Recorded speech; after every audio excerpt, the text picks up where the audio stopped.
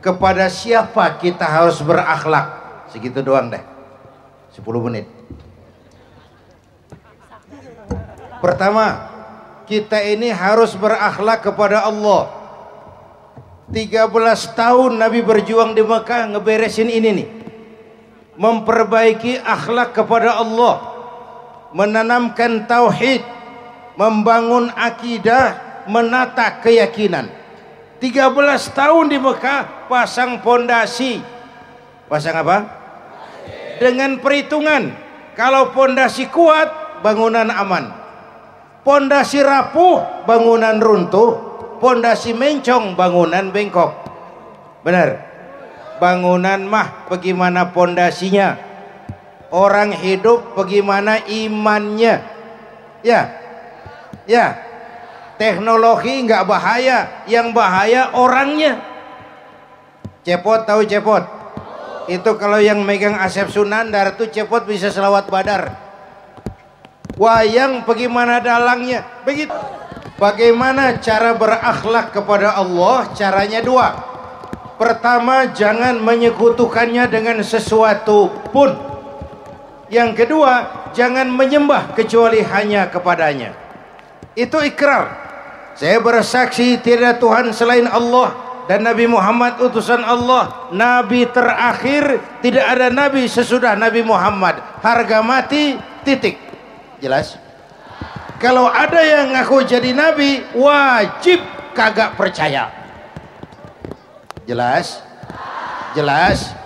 Maka kita ingin mengingatkan, kasus Cikesik itu sebenarnya bukan masalah kebebasan beragama, itu masalah penodaan terhadap agama. Kalau soal kebebasan beragama kita sangat menghargai. Jelas? Jelas? Kalau kaplingnya jelas, kita nggak marah-marah sama orang Kristen biarin dia bilang Tuhan 3. Ya, itu kebebasan beragama, lakum dinukum. Kita nggak marah sama orang Persia walaupun dia bilang Tuhan ada 2. Kenapa? Kaplingnya beda, lakum dinukum. Tapi kalau ada orang ngaku Islam lalu percaya ada Nabi sesudah Nabi Muhammad, itu namanya penodaan terhadap agama. Jalan yang paling aman, bubarkan, selesai. Jelas? Jelas? Keluar saya berikan peringatan, ke dalam kita harus jaga gawang. Tahu jaga gawang? Ku anfusakum wa ahlikum.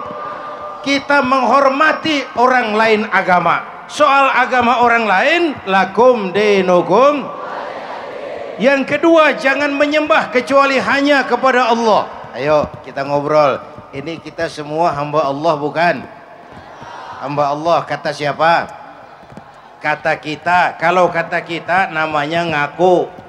Ngaku itu boleh dan murah. Yang mahal itu diakui. Ini yang kita peringati. Orang yang paling bersih hatinya Rasulullah.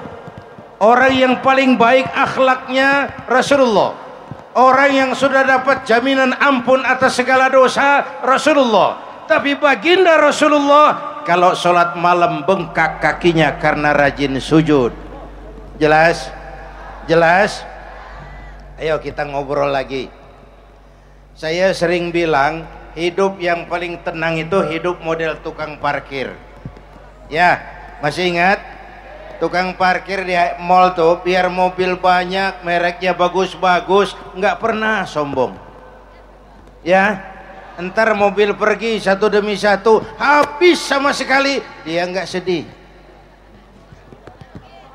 Kenapa? Tukang parkir hanya merasa dititipi.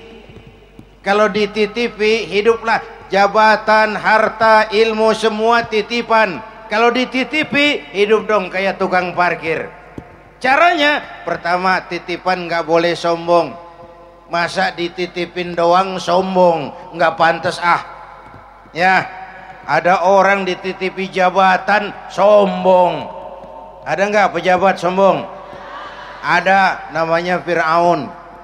Namanya nggak pantas dititipin uang sombong, dititipin harta oleh Allah jadi orang kaya sombong, nggak pantas. Yang kedua, titipan harus dijaga baik-baik.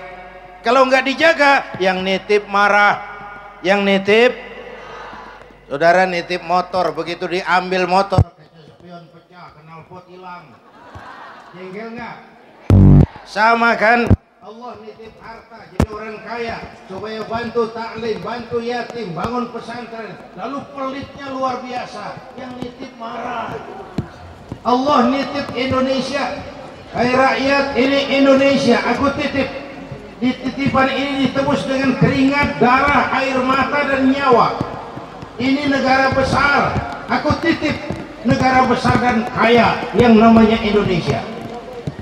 Kekayaan negeri ini digunakan untuk semakmur, kemakmuran rakyat, disalahgunakan, dikorupsi. Yang nitip, kalau yang nitip marah, dia suruh makhluknya yang lain negur. Siapa? Merapi. Siapa? Bromo. Siapa? Semeru, anak Krakatau. Itu kan makhluk Allah. Pada demo Merapi, demo. Kalau kita rakyat demo, Satpol PP turun. Kalau Merapi demo, siapa yang ngurusin? Mbah Marijan. Udah selesai. Mbah Marijan udah berangkat, udah ketemu sama Mbah Surip. Udah ketemu di alam barzah, kata Mbah Surip, tenang Mbah Marijan, tak gendong. Awan. Coba, yang 100 tahun kita bangun selesai oleh gempa 3 menit. Ya. Yang 100 tahun kita bangun luluh lantak oleh gempa 3 menit. Maka ayo kita jangan menyembah kecuali hanya kepadanya. Kita perlu Allah. Tuh. Yang kedua, kita harus berakhlak kepada sesama manusia. Siapa itu? Sesama muslim, saling rukun. Yang kedua, antar umat beragama, saling menghormati, saling menghargai dalam batas lakum dinukum. Yang ketiga, rukun antar umat beragama dengan pemerintah. Kita prihatin sekarang ini saudara-saudara di Timur Tengah kan lagi pada meriang nih. Ya, Tunisia udah kejadian, Mesir nyusul, sekarang Yaman meriang, Aljazair panas dingin.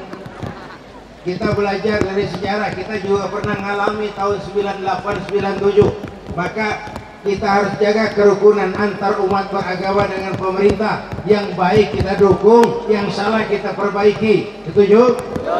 Setuju?